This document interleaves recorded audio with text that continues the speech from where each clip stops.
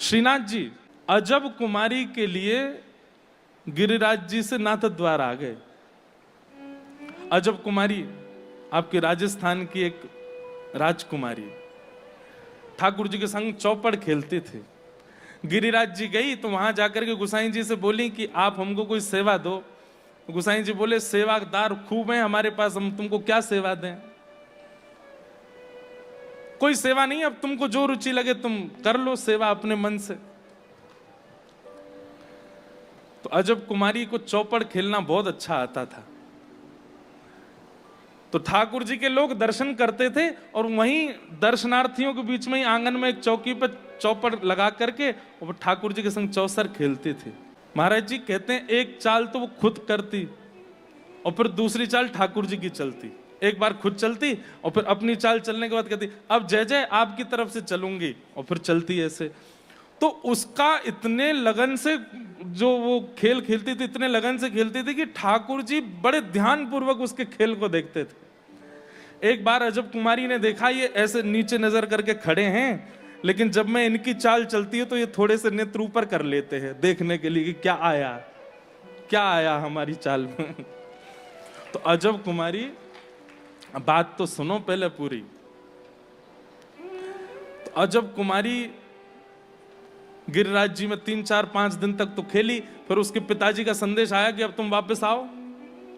तो वापस जाना नहीं चाहती है ठाकुर जी को छोड़ करके। तो ठाकुर जी से कहते हैं हे नाथ ऐसा कुछ कर दो कि मैं सदा यहीं रुक जाऊं, मैं यहां से जाऊं ना, आपको देखे बगैर रह नहीं सकती। मैंने आपको इतना खेल खिलाया, आप मेरा इतना नहीं कर सकते कि मुझे यहीं रोक लो।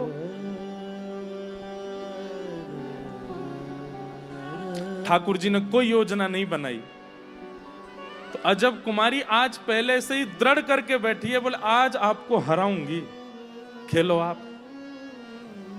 तो एक चाल अपनी चलती है और फिर एक चाल ठाकुर जी की चलती है। अब वो इतनी निपुण थी, वो रोज तो हार रही थी अपने आप जानबूझ करके, लेकिन आज उसने सोच लिया कि आज ठाकुर जी को हराऊंगी।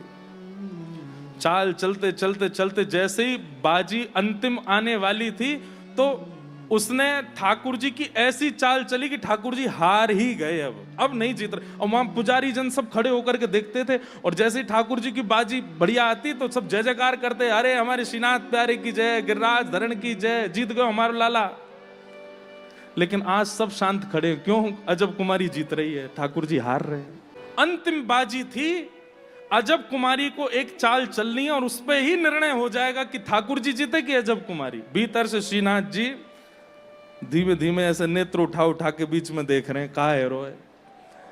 इतने में ठाकुर जी को प्रश्वेत का बिंदु आया, ऊपर से पसीना आ गए ठाकुर जी को, और अजब कुमारी ने वो देख लिया। अजब कुमारी समझ गई मेरे लालन को श्रम हो रहा है, मेरे जय जय को श्रम हो रहा है। तो जीतने वाली थी, पूरा खेल उसी के पक्ष में था, लेकिन ठाकुर जी के प्रश्वेत को देख करके ऐसी चाल चली जानबूझ करके कि स्वयं हार गई, ठाकुर जी को फिर से जिता दिया। जैसे ही ठाकुर जी जीते, इतने में तो मानो ठाकुर जी श्रीनाथ जी ने दोनों नेत्र ऊपर करके अजब कुमारी को देखा, मुस्काए मंद, 2 दतुइयां दिख गई ठाकुर जी की, प्रसन्न हो गए उस पर। और मनी मन ठाकुर जी ने आश्वासन दिया, बोले मांग लो, जो मांगोगे सो दूंगा, मैं तो बहुत खुश हूं, तेने इतनो मेरो आनंद कियो, इतनो मुझको सुख दियो, मांग ले, कहा चाहिए। बोले सोच लो, मैं मांग लूंगी। बोले तू मांग ले, मैं देवे में देरी ना करूंगा, तेने मेरो इतनो उत्साह बढ़ायो, रोज मुझको जितायो। अजब कुमारी कहती है मेरे पिता मुझको यहां रुकने नहीं देंगे, मुझे आज जाना पड़ेगा नाथ, अब कृपा करो, मैं तो यहां नहीं रुक पाऊंगी, लेकिन आप मेवाड़ आ जाओ, आप आकर के वहां विराजो। बंधुओं, प्राणन से भी अधिक प्रिय व्रजमंडल, और वो भी साक्षात श्रीनाथ जी, साक्षात गिरिराज धरण, छोड़ करके मेवाड़ चले गए। किसके लिए? अजब कुमारी के लिए।